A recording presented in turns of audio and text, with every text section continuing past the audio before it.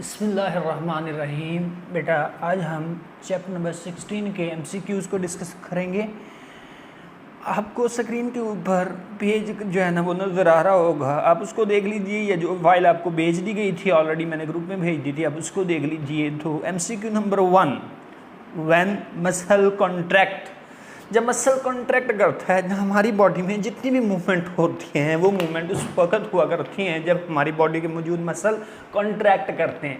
तो उसने पूछा है कि जब मसल कॉन्ट्रैक्ट करेगा उस वक्त क्या होगा। ऑप्शन नंबर 1 देखते हैं, sarcomere increase in size, sarcomere size में इंक्रीज करेगा। नो, ये ऑप्शन कॉन्ट्रैक्ट नहीं है क्योंकि ये दोनों लाइनें एक दूसरे के करीब आती हैं जब मसल कॉन्ट्रैक्ट करता है। जब ये दोनों कॉन्ट्रैक्ट करेंगे, सिकुड़ेंगे, तो ये दोनों लाइनें एक दूसरे के करीब आएंगी, ये दोनों लाइनें एक दूसरे से दूर नहीं जाएंगी। तो ये ऑप्शन तो ठीक नहीं हो सकता कि इंक्रीज करता है। Number 2, actin filament slide past Miocene filament. ये आपको जो दरमियान में नज़र आ रहे हैं ये मियोसिन फिलामेंट नज़र आ रहे हैं, और ये जो आपको थिन वाली बारीक वाली लाइनें नज़र आ रही हैं ये एक्टिन फिलामेंट है। और ये टॉपिक के अंदर हम लोग ऑलरेडी पढ़ चुके हैं कि जब ये कॉन्ट्रैक्ट करता है तो ये एक्टिन वाला फिलामेंट इधर को और ये उधर को मूव करेगा, यानी मियोसिन के ऊपर ये आगे की तरफ स्लाइड करेगा, मूव करेगा, और इसी बुनियाद पे हम इसको स्लाइडिंग फिलामेंट मॉडल नाम भी दे देते हैं। तो यही वाला बी ऑप्शन जो है ना ये करेक्ट होगा। आप अगले ऑप्शन को भी देख लीजिए, lactic acid produce. Lactic acid आमतौर पे मसल के वक्त के जब मसल कॉन्ट्रैक्ट होगा या काम करेगा उस वक्त पैदा नहीं होता, बल्कि ये उस वक्त पैदा होता है जब ऑक्सीजन की कमी हो जाए और मसल की जो मूवमेंट है, कॉन्ट्रैक्शन है, वो ज़्यादा स्पीड अप हो जाए या ज़्यादा मसल वर्क करता है तो उस वक्त ये प्रोड्यूस होती है। तो ये ऑप्शन भी करेक्ट नहीं होगा। तो इसका मतलब हमारा बी ऑप्शन जो है ना वो करेक्ट है। आगे जी एमसीक्यू नंबर 2 को अब देखिएगा। एमसीक्यू नंबर 2 को डिस्कस करने लगा हूं बेटा। विच of the following changes occur when muscle skeleton muscle contract. जब स्केलेटन का मसल कॉन्ट्रैक्ट करता है तो कौन कौन सी जो मूवमेंट है वो प्रोड्यूस होती हैं। तो पहले नंबर पे A band shorten. A band यहाँ से यहाँ तक है, ये शॉर्ट होगा, एक दूसरे के करीब आएगा। B option the I band shorten. I band जो है ना वो इनके दरमियान वाला होता है, यानी ये जो ये वाला एक्टिन वाला पार्ट है, एक्टिन वाला पार्ट ये आई बैंड कहलाता है, और ये जो दरमियान वाला है ये ए बैंड कहलाता है। तो जब मसल कॉन्ट्रैक्ट करेगा आई बैंड एक दूसरे की तरफ मूव करते हैं, एक दूसरे की तरफ कॉन्ट्रैक्ट होते हैं, तो यही ऑप्शन जो है ना वो कॉन्ट्रैक्ट होगा कि ये यानी एक्टिन वाला पार्ट ब्लैक वाली लाइंस और इधर भी ये ब्लैक वाली लाइंस, इनको नाम देते हैं हम आई बैंड, आई बैंड। और ये जो दरमियान वाला है वो ए बैंड है। जब मसल कॉन्ट्रैक्ट करता है तो जो मायोसिन है वो अपनी जगह पे ही रहता है। ये वाली लाइनें अंदर को मूव करती हैं और इन लाइनों को नाम क्या दे दिया, इन लाइनों को हमने आई बैंड नाम दे दिया। तो इसका मतलब आई बैंड कॉन्ट्रैक्ट करेगा, शॉर्ट होगा। तो यही बी वाला जो ऑप्शन होगा ये करेक्ट होगा। आगे तीसरा एमसीक्यू, एमसीक्यू नंबर 3 को डिस्कस करने लगा हूँ। अब तीसरे पे फोकस कीजिएगा। Thin filament in myofibril consist of, कि ये जो बारीक वाले फिलामेंट होते हैं, यही वाले थिन फिलामेंट जिनको आई बैंड भी नाम दिया जाता है, ये किस पर कंसिस्ट करते हैं। तो जब हमने चैप्टर में इनकी कंपोजिशन के बोर्ड पढ़ा हुआ है तो हमने उस वक्त पढ़ा था कि इसमें बेसिकली 3 तरह के कंपोनेंट मौजूद होते हैं। एक मेजर कंपोनेंट एक्टिन मौजूद होता है, और इसी तरीके से ट्रोपोमियोसिन मौजूद होता है, ट्रोपोमियोसिन।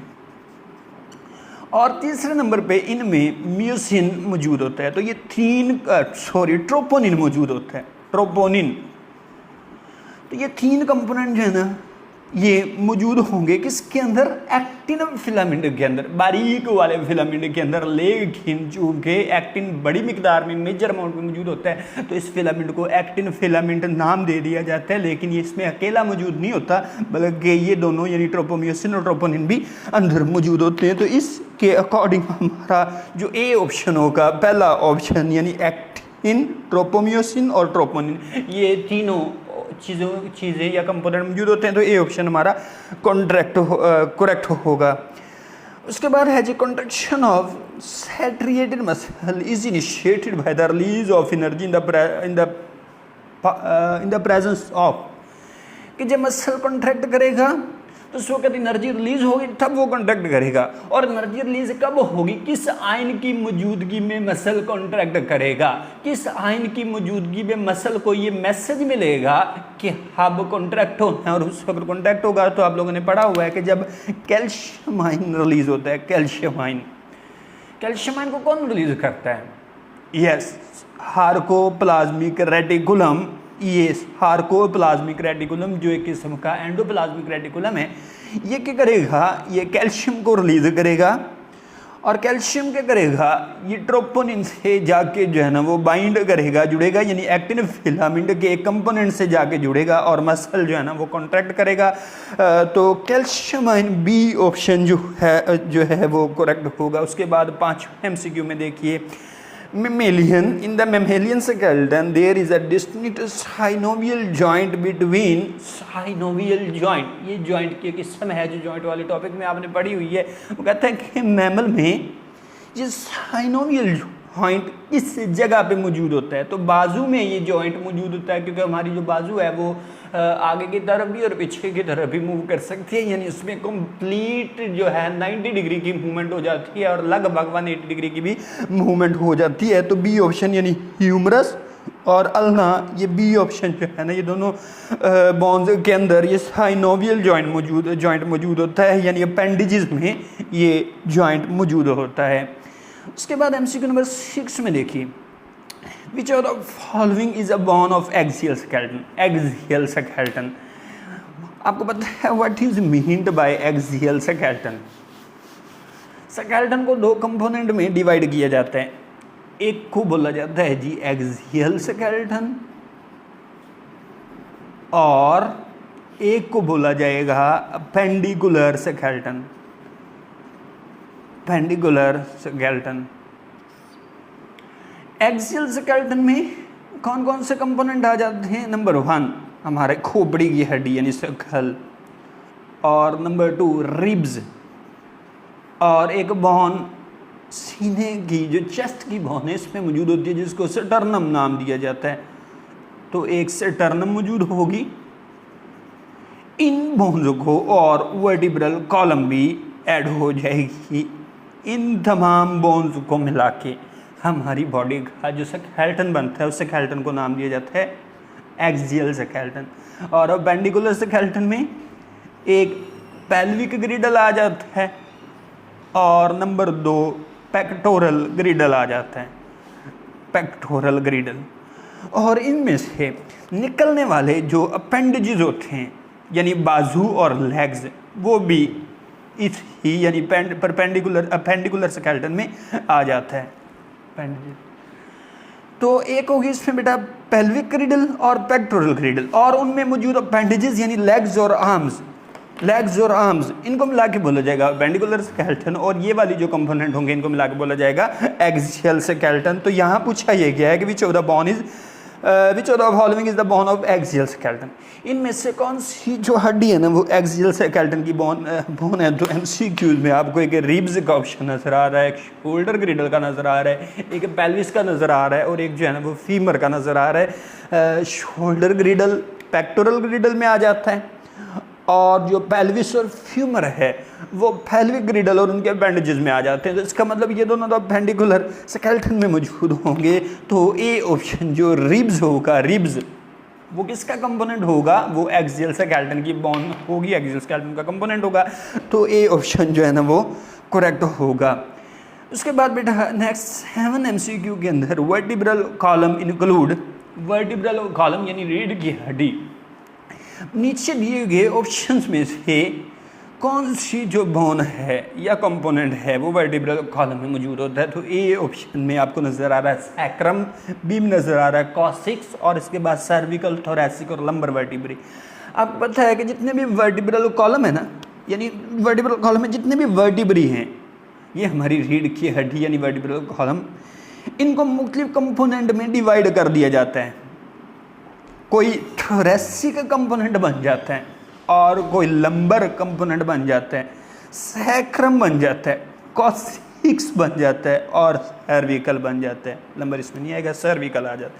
तो ये तमाम कंपोनेंट हमारी रीढ़ की हड्डी के अंदर मौजूद वर्टिब्री के नाम हैं। तो ये ए बी सी तीनों ऑप्शन वर्टिब्रल कॉलम का कंपोनेंट होते हैं, तो ऑल ऑफ दीज का ऑप्शन जो है ना वो करेक्ट ऑप्शन होगा। उसके बाद नेक्स्ट एमसीक्यू में बेटा दिया हुआ है इन मैमल्स, ये मैं एमसीक्यू नंबर 8 को डिस्कस कर रहा हूँ। MCQ number 8, in mammals the number of cervical vertebrae, mammals में जो सर्विकल वर्टिब्री हैं, जो नेक वाले रीजन में वर्टिब्री मौजूद होते हैं, गर्दन वाले रीजन में वर्टिब्री मौजूद होते हैं, वो कितने हैं? तो ये आपने पढ़ा हुआ है कि 7 होते हैं सर्विकल रीजन में, जो नंबर ऑफ कंपोनेंट या वर्टिब्री है वो 7 है, तो बी ऑप्शन करेक्ट होगा। उसके बाद है बेटा brain is protected by, brain की प्रोटेक्शन किसके ज़रिए की जाती है? अब यहाँ आप ज़रा तवज्जो से इसको देख लीजिएगा, ब्रेन की प्रोटेक्शन जो है ना वो शकल करता है, शकल, लेकिन शकल में 2 तरह की बोन्स आ जाती हैं। एक वो जिनको हम फेशियल बोन नाम देते हैं, जो हमारे फेस वाले रीजन की बोन्स होती हैं, और एक वो जो ब्रेन के ऊपर मौजूद होती हैं। जो ब्रेन के ऊपर मौजूद होती है उसको नाम दिया जाता है क्रेनियम, क्रेनियम। तो इसका मतलब ये हुआ कि शकल में तो फेस वाला रीजन भी आ जाएगा, लेकिन ब्रेन की प्रोटेक्शन वही वाली बोन्स करेंगी जो ब्रेन के ऊपर मौजूद होंगी, यानी क्रेनियम वाली बोन। तो ये ऑप्शन, क्रेनियम वाला ऑप्शन जो है ना वो करेक्ट होगा, लिहाजा ए ऑप्शन को आप टिक कर लीजिए। उसके बाद एमसीक्यू नंबर 10 में ब्रैचियोरेडिलिस कॉजेज द अपलिफ्ट ऑफ, ब्रैचियोरेडिलिस ये हमारे बाजू के ऊपर वाले हिस्से में एक मसल मौजूद होता है और एक जो है ना वो कंपोनेंट मौजूद होता है, वो कहता है ये किस बोन को ऊपर की तरफ मूव करवाता है, किस बोन को मूव करवाता है, यहाँ ये मौजूद होता है। और ये वो इन 2 बोन्स में से जो रेडियस और अल्ना, ये 2 बोन्स होती हैं, इनमें किसके साथ वो कहता है जुड़ा हुआ होता है और किसको ऊपर की तरफ लिफ्ट करता है? तो ब्रैचियोरेडिलिस, रेडियस आपको नाम से क्लियर हो रहा है कि ये रेडियस वाली बोन से जुड़ा हुआ होता है। उसके बाद एमसीक्यू नंबर 11 को देखिएगा, मोल्टिंग या एक्डाइसिस आर्थ्रोपोडा में हुआ करती है, और ये किस स्टेज में हुआ करती है? ये बेटा कुछ बुक्स में ये लाइन दी हुई है, इमेच्योर स्टेज में एक्डाइसिस हुआ करती है। मैच्योर स्टेज में जाके चूंकि ग्रोथ रुक जाती है, तो मोस्ट ऑफ द आर्थ्रोपोड में मैच्योर स्टेज में एक्डाइसिस नहीं होती।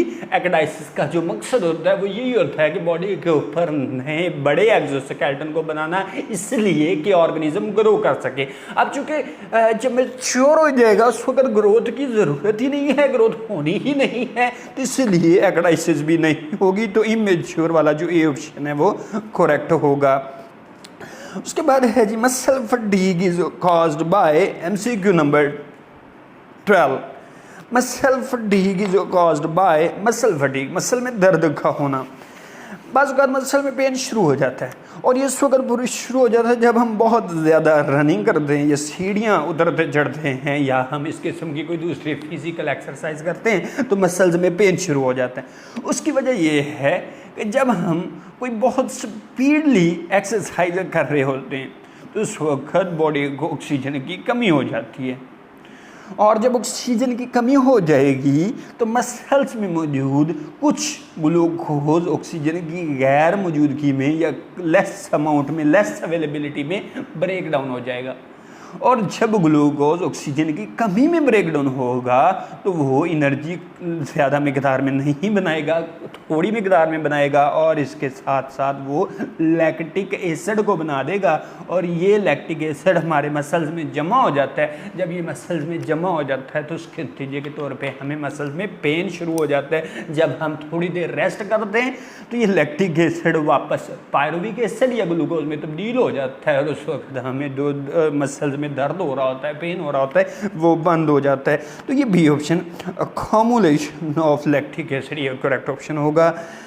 उसके बाद है जी एमसीक्यू नंबर 12 में cardiac muscles are, cardiac muscle जो दिल के मसल होते हैं, जो दिल के मसल्स हैं क्या वो आपके कंट्रोल में हैं? जब आप चाहते हैं अपनी धड़कन को ज़्यादा कर लेते हैं, जब चाहते हैं अपनी धड़कन को लो कर लेते हैं, और जब चाहते हैं अपनी धड़कन को रोक लेते हैं, जब चाहते हैं अपनी धड़कन को ज़्यादा कर लेते हैं, नहीं, ये हमारे कंट्रोल में नहीं होते। ऐसे तमाम मसल जो हमारे कंट्रोल में नहीं होते उनको नाम दिया जाता है जी इनवॉलेंट्री मसल। तो दिल के जो मसल होते हैं वो इनवॉलेंट्री यानी हमारे कंट्रोल में नहीं होते। उसके बाद है जी सपोर्ट एंड मूवमेंट का टॉपिक, अगला हमारा टॉपिक, और उसमें से हमने MCQs लिए हुए हैं, इसको मैं रेज कर देता हूँ चूँकि ये हमारा टॉपिक वाइंड अप हो गया एमसीक्यूज, इसके वाइंड अप हो गए, तो मैं इसको रेज कर देता हूँ अगले ऑप्शन पे या टॉपिक के जो एमसीक्यूज हैं उनको डिस्कस करते हैं। The tissue which provide support to the baby plant. आपको पता है कि पौधों को भी एनिमल्स की तरह सपोर्ट की ज़रूरत होती है, और उस सपोर्ट को मेंटेन रखने के लिए पौधे में मेजरली दो तरह के टिश्यूज होते हैं। एक कॉलन काइमा मौजूद होंगे, कॉलन काइमा टिश्यूज मौजूद होंगे, और एक स्क्लेरन काइमा टिश्यूज मौजूद होंगे। कॉलन काइमा टिश्यूज जो है ना, ये पौधे के नरम पार्ट या जो बेबी प्लांट होगा, छोटा पौधा होगा, उसकी प्रोटेक्शन करने के, और ये स्क्लेरन काइमा जो है ना, ये जो मैच्योर प्लांट होगा, बड़ा पौधा होगा, उसकी ये प्रोटेक्शन करेंगे। तो इस एमसीक्यू में बेबी प्लांट में मौजूद प्रोटेक्टिव सिस्टम के बारे में पूछा गया है, तो ये जो है ना वो हमारा कॉलन वाला ऑप्शन जो बेबी प्लांट को सपोर्ट करता है ये करेक्ट होगा, और ये ऑप्शन ए ऑप्शन है।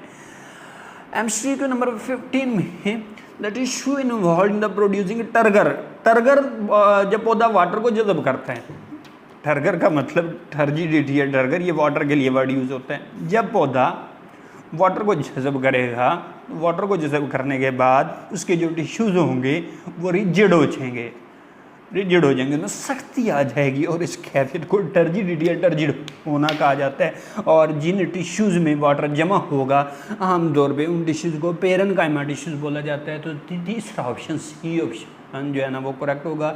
उसके बाद एमसीक्यू नंबर 16 में the collenchyma and sclerenchyma are the heavily lignified cells. Collenchyma और स्क्लेरन काइमा जिनमें बहुत ज़्यादा लिग्निन मौजूद होगी, ये किधर मौजूद होंगे, बहुत ज़्यादा लिग्निन वाले कॉलन काइमा और स्क्लेरन काइमा जो हैं वो मौजूद होंगे जी कॉर्टेक्स में, डी ऑप्शन, कॉर्टेक्स में और जाइलम में। कॉर्टेक्स और जाइलम में जो कॉलन काइमा होंगे वो कॉर्टेक्स में मौजूद होंगे, और जो स्क्लेरन काइमा होंगे वो मौजूद होंगे, किधर मौजूद होंगे, वो जाइलम में मौजूद होंगे।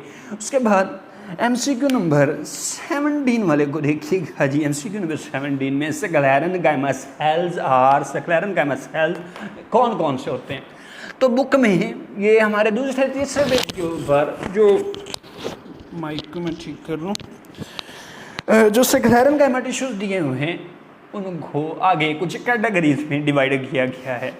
किनको आगे डिवाइड किया गया, स्क्लेरन काइमा को किस किस कैटेगरी में डिवाइड किया गया। नंबर 1 फाइबर्स, नंबर 2 स्केलोरीड्स, और नंबर 3 जो होगा वो होगा वेसल। स्क्लेरन काइमा को तीनों शक्लों में डिवाइड किया गया है। तो यहाँ एमसीक्यू नंबर 1 में फाइबर दिया हुआ है, 2 में स्केलोरीड दिया हुआ है, 3 में यानी सी में वेसल दिया हुआ है, डी में ऑल ऑफ दीज दिए हुए हैं। तो ऑल ऑफ दीज ऑप्शन जो है वो करेक्ट होगा। उसके बाद cells which are the main source of protection in seed coat and shells. जब आप इनकी आगे डिटेल पढ़ते हैं, और ये आपने शॉर्ट क्वेश्चन में भी कई बार पेपर में पढ़ लिया हुआ है कि इनमें जो स्केलोरीड्स हैं ये मौजूद हुआ करते हैं आमतौर पर सीडोकोट के अंदर यानी बीज के अंदर, और ये मौजूद होंगे नट शेल के अंदर यानी जो ड्राई फ्रूट वगैरह होते हैं जैसे बादाम का छिलका होता है उनमें ये मौजूद होते हैं। तो बी ऑप्शन जो है वो करेक्ट होगा। उसके बाद हमारा अगला टॉपिक आगाज़ हो रहा है, और अगले टॉपिक में जो एमसीक्यूज थे उनको हम देखेंगे। अगला टॉपिक हमारा skeleton in animals and human. मैं इसको जर्नल हेडिंग बना लेता हूँ, ह्यूमन स्केलेटन, एनिमल्स का भी इसी में आ जाएगा। अच्छा, अब इसमें number 1 most complex exoskeleton. Arthropoda में Arthropoda, what is mean by Arthropoda, जो जोरदार टांगे रखने वाले जानदार होते हैं उनको आर्थ्रोपोडा या आर्थ्रोपोड्स बोला जाता है। इनके ऊपर जो एक्सोस्केलेटन मौजूद होता है वो बहुत ज़्यादा पेचीदा होता है, बहुत ज़्यादा कॉम्प्लेक्स होता है। तो यही ए ऑप्शन जो है ना वो करेक्ट होगा। उसके बाद है जी बोथ बोन। अगले एमसीक्यूज में 20 एमसीक्यू नंबर 20 में बोन और कार्टिलेज, दो चीज़ों के बारे में दिया हुआ है। बोन और कार्टिलेज कहते हैं कि ये दोनों किन में मौजूद होते हैं। बोन और कार्टिलेज जो है ना वो कनेक्टिव टिश्यूज़ में भी मौजूद होते हैं, यानी कनेक्टिव टिश्यू की भी एक किस्म है। और नंबर 2 ये लिविंग सेल पर कंसिस्ट करते हैं, यानी ए ऑप्शन जो यहाँ पे दिया हुआ है वो दिया हुआ है कि रिजिड कनेक्टिव टिश्यू। यस, ये they are rigid connective tissues MCQ B यहाँ पे दिया हुआ है, कॉन्सिस्ट ऑफ लिविंग सेल्स, कि लिविंग टिश्यूज पर मुश्तमिल होते हैं। यस, ये लिविंग टिश्यूज पर भी मुश्तमिल होते हैं। आगे सी ऑप्शन जो दिया हुआ है, have a matrix of pectin collagen, कि इनमें कोलेजन का एक मैट्रिक्स मौजूद होता है, कोलेजन इनमें मौजूद होते हैं और मैट्रिक्स की शक्ल में मौजूद होते हैं। तो ये तीनों ऑप्शन करेक्ट है, लिहाजा डी में जो ऑल ऑफ दिस दिया हुआ है उसको हम टिक करेंगे। आगे MCQ नंबर 21 में number of paired bone in cranium, cranium जो हमारे ब्रेन की प्रोटेक्शन करती है, वो कहता है कि इनमें पेयर्ड बोन्स कितनी हैं। तो 2 पेयर्ड बोन मौजूद होती हैं क्रेनियम में और अनपेयर्ड बोन्स की तादाद भी आगे आ जाएगी। विच of the following is unpaired facial bone, unpaired facial bone में इधर जो दी हुई है वो दी हुई है वोमर, जाइगोमैटिक, नेजल और मैक्सिला। तो इनमें ए ऑप्शन वोमर, वोमर जो है ना वो अनपेयर्ड बोन है, बाकी तमाम जो है ना वो डबल होती हैं। जाइगोमैटिक ये जबड़े में ये भी डबल होती हैं और मैक्सिला और नेजल ये भी डबल यानी पेयर की शक्ल में होती है, जबकि वोमर ये एक ही हड्डी होती है। Number of vertebrate found in thoracic region, thoracic region में जो वर्टिब्रेट मौजूद हैं, थोरेसिक रीजन में यानी चेस्ट वाले रीजन में जो नंबर ऑफ वर्टिब्रेज होते हैं वो कितने होते हैं। पहले हमने कहाँ पढ़ा था, पहले एक MCQ के अंदर हमने सर्विकल वर्टिब्री के बारे में पढ़ा था कि दे आर 7 इन नंबर, और अब हम पढ़ रहे हैं सीने वाले हिस्से में यानी थोरेसिक रीजन में, इधर 12 वर्टिब्री मौजूद होते हैं। तो बी ऑप्शन जो है वो करेक्ट होगा। Which of the following is not relevant to osteoporosis, osteoporosis ये एक बीमारी है और आमतौर पे एजड वुमेन में ये ज़्यादा पाई जाती है। तो कहता है कि ऑस्टियोपोरोसिस के बारे में कौन सी चीज़ नीचे दिए हुए MCQs में से दुरुस्त नहीं है। MCQ नंबर ए जो यहाँ पे दिया हुआ है पहला, वो दिया हुआ है ERT, ERT मतलब एस्ट्रोजन रिप्लेसमेंट थेरेपी, ये ऑस्टियोपोरोसिस में की जाती है। तो ये ऑप्शन तो करेक्ट होगा, जबकि हमने इनकरेक्ट वाले को ढूंढना है। तो बी में दिया हुआ है जी एजड वुमेन। तो मैंने अभी आपको बताया कि ये बीमारी ज़्यादातर एजड वुमेन में यानी कि बड़ी उम्र की ख़वातीन में ज़्यादा पाई जाती है। नंबर 3 पे दिया हुआ है मास ऑफ बोन रिड्यूस्ड, इस बीमारी में जो बोन का मास होता है वो रिड्यूस हो जाता है। ये बात भी ठीक है, तो हमने इनकरेक्ट को ढूंढना है। डी वाला ऑप्शन हाइपर कैल्शियमिया, कि कैल्शियम की जो अमाउंट है वो इंक्रीज हो जाती है। तो ये बात जो है ना वो इस MCQ में करेक्ट नहीं है और यही हमने फाइंड करना था। हाइपर कैल्शियमिया का मतलब बीमारी होने की वजह कैल्शियम के लेवल का बढ़ जाना, इस बीमारी के होने की वजह कैल्शियम के लेवल का बढ़ जाना नहीं है। तो यही ऑप्शन जो है ना वो हमारा करेक्ट होगा, D option. The ring of next MCQ 25, the ring of annulus fibrosis is made up of, annulus fibrosis की जो रिंग है वो किसकी बनी हुई होती है। तो ये बुक की एक लाइन एज इट इज ली गई है। एनुलस फाइब्रोसिस जो है ना वो फाइब्रोवर्टिलेज की, फाइब्रो कार्टिलेज की बनी हुई होती है। उसके बाद है जी which of the following is not a disorder of bone, bone का डिसऑर्डर इनमें से कौन सा है। नंबर 1 पे दिया हुआ ए ऑप्शन में डिस्क स्लिप, डिस्क स्लिप रीढ़ की हड्डी में मौजूद हड्डियों का एक डिसऑर्डर है। नंबर 2 दिया हुआ है स्पॉन्डिलोसिस, स्पॉन्डिलोसिस, स्पॉन्डिलोसिस जो है ना ये भी हड्डियों की एक बीमारी। और डी ऑप्शन में दिया हुआ है रिकट्स, रिकट भी आपको पता है हड्डियों, बच्चों में हड्डियां कमज़ोर हो जाती हैं। शियाटिका, शियाटिका जो है ना ये नर्व में डिसऑर्डर आ जाता है, ये हड्डी की बीमारी नहीं है। तो ये ऑप्शन हमारा करेक्ट होगा, सी ऑप्शन करेक्ट होगा।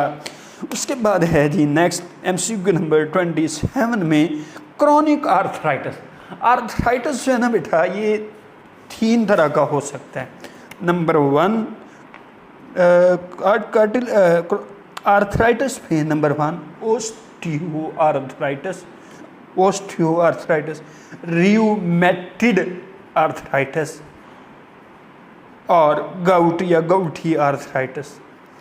ये भी क्रॉनिक हो सकता है, ये भी क्रॉनिक हो सकता है और ये भी क्रॉनिक हो सकता है। तो ऑल ऑफ दीज वाला ऑप्शन जो है ना वो करेक्ट होगा। Find of the odd one, इनमें जो बाकी 3 ऑप्शन में से अलग है, अजीब है, अलग है, उसको मालूम करना है। तो नंबर 1 टीबिया, टीबिया फिब्यूला और अल्ना, ये आपको बताइए तमाम जो है ना वो एक ही तरह की लंबी बोन्स हैं और ये अपेंडेजेस में मौजूद होती हैं। जबकि जो पटेला है ये घुटने के ऊपर जो नी कैप मौजूद होता है उसको बोला जाता है। तो ये तमाम हड्डियाँ किस्म की हैं और ये हड्डियों में से बिल्कुल अलग किस्म की है। तो ये सी ऑप्शन आगे जो है ना वो हमारा करेक्ट नहीं, ये इसको मैं एक बार दोबारा बताता चलूँ, टीबिया, फिब्यूला और बठेला, ये तमाम के तमाम ये तीनों ये लेग्स में मौजूद बोन्स हैं, लेग्स में मौजूद, जबकि जो अल्ना है, अल्ना ये आर्म में मौजूद होती है। तो ये आर्म वाला ऑप्शन यानी अल्ना वाला डी ऑप्शन जो है ना वो करेक्ट होगा। Joint that allows the movement in several direction, वो जॉइंट जो कई तरह की हरकत करवा सकते हैं उनको नाम दिया जाता है जी बॉल एंड सॉकेट जॉइंट। यानी ये दो तरह के जॉइंट होते हैं हमारी बॉडी में, एक को हिंज जॉइंट नाम दे दिया जाता है और एक को बॉल एंड सॉकेट जॉइंट नाम दे दिया जाता है। Ball and socket joint body में कई तरह की मूवमेंट करवा सकते हैं। जैसे अगर हम अपने शोल्डर वाले जोड़ को देखें, अपने बाजू को हम आगे की तरफ भी मूव करवा सकते हैं, ऊपर की तरफ भी मूव कर सकते हैं और किसी हद तक हम पीछे की तरफ भी मूव करवा सकते हैं और नीचे की तरफ भी मूव करवा सकते हैं। ऑल डायरेक्शन में जो जॉइंट बोन की मूवमेंट को करवा सकता उसको बोला जाता है जी बॉल एंड सॉकेट जॉइंट। तो बी ऑप्शन जो है वो करेक्ट होगा। उसके बाद है जी नेक्स्ट एमसीक्यू नंबर 30 में लिविंग सेल ऑफ कार्टिलेज, के कार्टिलेज में मौजूद जो सेल्स होते हैं वो किस किस्म के होते हैं उनको नाम दिया जाता है जी कॉन्ड्रोसाइट। कॉन्ड्रोसाइट ये कार्टिलेज में मौजूद टिश्यूज या सेल्स की किस्म है। आगे जी rib cage is made up of number of ribs, जो हमारी रिब्स होती हैं, पसलियाँ होती हैं, इसमें टोटल कितनी पसलियों पर मुश्तमिल ये एक रिब केज मौजूद होता है। इसमें 24 बोन्स मौजूद होती हैं यानी 12 जोड़े मौजूद होते हैं। तो बी ऑप्शन जो है वो करेक्ट होगा। एमसीक्यू नंबर 32 में pelvic guilds does not contain, मैंने अभी जब हम शुरू वाले एमसीक्यूज़ को डिस्कस कर रहे थे तो उसको मैंने बताया था भी जो हमारा स्केलेटन होता है ये दो कैटेगरीज में डिवाइड कर दिया जाता है। एक को बोला जाता है एक्सियल स्केलेटन और एक को बोला जाता है जी पेक्टोरल ग्रिडल और पेल्विक ग्रिडल पर मुश्तमिल अपेंडिकुलर स्केलेटन। तो इधर बात हो रही है पेल्विक ग्रिडल की। इलियम, इस्थियम और प्यूबस, ये तीनों हड्डियाँ कूल्हे की हड्डियाँ हैं यानी ये पेल्विक ग्रिडल या पेल्विक रीजन की हड्डियाँ हैं। जबकि इनमें मौजूद जो कोरेकॉइड है बी वाला ये इस जगह पे मौजूद नहीं होता, ये पेक्टोरल ग्रिडल का एक कंपोनेंट है, ये पेल्विक ग्रिडल में मौजूद नहीं होता। तो ये ऑप्शन जो है हमारा करेक्ट होगा। उसके बाद है जी structure formed by the fusion if posterior four pelvic vertebrae, जो हमारे वर्टिब्रल कॉलम में 33 वर्टिब्री मौजूद होते हैं, उनमें जो लास्ट वाले 4 वर्टिब्री हैं उनको मिला के नाम दे दिया जाता है, उनको मिला के कॉसिक्स नाम दे दिया जाता है। तो सी ऑप्शन जो है वो करेक्ट होगा। उसके बाद है जी osteoporosis is caused by the decrease of level of oestrogen. Osteoporosis एक बीमारी जो बॉडी में एस्ट्रोजन के, आमतौर पे फीमेल में, एजड फीमेल में ये बीमारी मौजूद और एस्ट्रोजन के लेवल के लो हो जाने की वजह से ये बीमारी हो सकती है। तो ये 16वें चैप्टर के ज़्यादातर एमसीक्यूज हमने डिस्कस कर लिए हैं। एक टॉपिक हमारा बाकी है उसको भी अभी हम देख लेते हैं। Muscle, earliest form of muscle, earliest जो मसल इवॉल्व हुए हैं दे आर स्मूथ मसल, सबसे पहले स्मूथ मसल इवॉल्व हुए हैं। नेक्स्ट है जी टेंडन इज नॉट, टेंडन ये बॉडी में मौजूद made up of collagen, collagen के बने हुए होते हैं जी ठीक है। Attach bone to muscle, tendon का यही रोल होता है, ये बोन को मसल से जोड़ने के लिए रोल यूज होते हैं। Bend the joint by muscle contraction, D option, कि ये जब मसल मूव होता है बोन कॉन्ट्रैक्ट होती है, बोन जब बेंड होती है तो उसमें ये मदद करती है। तीनों ऑप्शन करेक्ट हैं। जबकि जो डी एस ई वाला ऑप्शन है जिसमें इलास्टिक बोला गया, इलास्टिक, टेंडन इलास्टिक नहीं होते, टेंडन लचकदार नहीं होते, तो यही वाला ऑप्शन जो है ना वो करेक्ट होगा। Which of the following can polarise visible light, नीचे दिए हुए जो कंपोनेंट या मसल फाइबर के कंपोनेंट दिए हुए हैं इनमें से कौन सा कंपोनेंट लाइट को पोलराइज कर सकता है। तो ए बैंड जो हमने शुरू में अभी एमसीक्यूज़ के स्टार्ट में यहाँ पे बनाया भी था, ए बैंड का मतलब एन आइसोट्रॉपिक और ये लाइट को पोलराइज कर सकता है। ए बैंड, ए ऑप्शन जो है वो करेक्ट होगा। Smallest contractile unit of muscle fibre, muscle fibre का जो सबसे छोटा कॉन्ट्रैक्ट होने वाला यूनिट है वो भी हमने इधर बनाया था, that is sarcomere.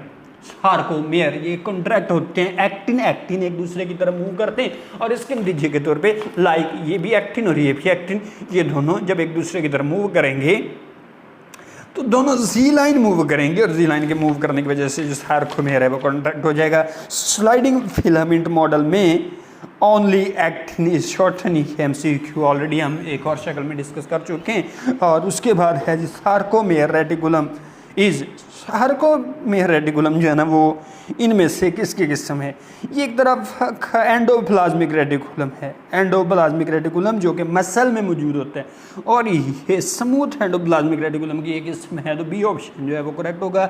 The pH of fatigued muscle, जब एक मसल बहुत ज़्यादा वर्किंग कर चुका होता है तो मसल में दर्द होने लग जाती है, और उसकी जो वजह होती है वो ये होती है उसके अंदर लैक्टिक एसिड जमा हो जाता है, ऑलरेडी हम डिस्कस कर चुके हैं। तो वो मसल की जो पीएच होती है वो एसिडिक हो जाती है। Muscle regarded as visceral not saturated और इनवॉलेंट्री, वो मसल जो विसरल यानी हमारे आमतौर पे जो विसरल ऑर्गन्स हैं लाइक गट वगैरह उनमें मौजूद होते हैं, और ये नॉन सैचुरेटेड, इनके ऊपर पट्टियाँ मौजूद नहीं होती, और ये इनवॉलेंट्री होते हैं यानी खुद ब खुद मूव नहीं, खुद ब खुद मूव होने वाले होते हैं, हमारे कंट्रोल में नहीं होते। तो ये स्मूथ मसल में ये तीनों करैक्टर मौजूद होते हैं।